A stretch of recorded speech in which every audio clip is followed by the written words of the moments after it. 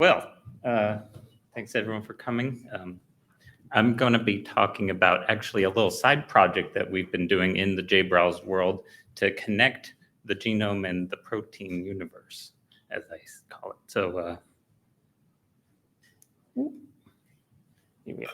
So JBrowse 2 does a lot of stuff, and I don't have the talk to give about that right now, but we can show whole genome overviews, compare different species with synteny plots, visualize structural variants. But for this talk, we're going to look at connecting the protein world to JBrowse. So I wanted to dig deep into some of the challenges that we actually face into this as much as I can in 5 minutes. So can we derive what we need to know about proteins just from what users normally come to JBrowse with, which is just GFF files? And I wanted to avoid making people run complex pipelines or specialized steps. So I said, yes, we're just going to take the GFFs and use the feature structure of gene, mRNA, exon, CDS. And the pros of that is that you get, everything you need to know about protein sequences because we built it. The cons are there could be weird corner cases of biology, but we think those can be surmountable with increased standardization of GFF. And then speaking of mapping to the protein to genome coordinates, we just had to build our own tool to do that. And this is reusable outside of JBrowse if you ever need to do this. And, as I said, how can you leverage sort of existing resources? So I wanted to connect to the exciting world of like AlphaFold and everything. So I wanted to use AlphaFold DB to access proteins that were folded already, or collab fold if you wanted to fold your own proteins, and some of these other resources like, APIs.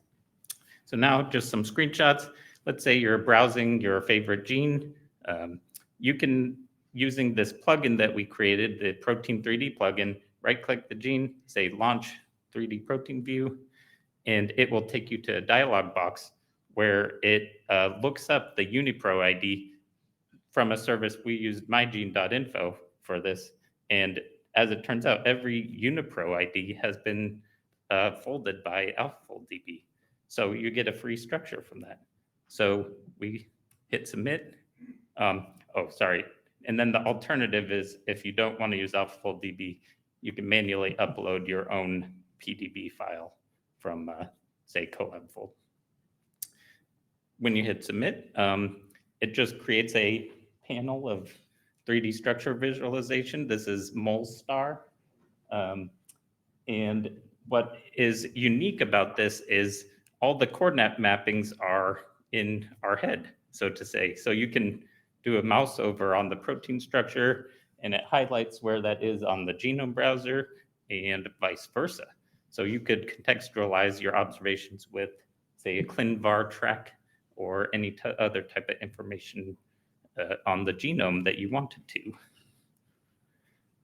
This is a real random thing I threw in. We could do other types of viewers as well. So I know there's an ICN 3D presence here, so I just hacked this up. It doesn't have all the mouse overs integrated, but that could be a fun project. You can also do multiple sequence alignment views in JBrowse. So similar workflow, right-click your gene of interest, and you can recruit sequences using NCBI BLAST on the fly, find a bunch of related sequences to view in a multiple sequence alignment, or some preloaded data set. This is from UCSC. You can also query Interpro scan on the fly, find all these protein domains, show a unique view of all the internal structures of those proteins. And that basically concludes my talk. And just because I didn't get to tease any fun JBrowse related features, you can also look forward to some work we're doing on multi-way synteny. So with that, I just want to say thanks. And I want to do a +1 for office hours. We have been doing office hours since last fall, and it's been really successful. You can find it on our website, and thanks.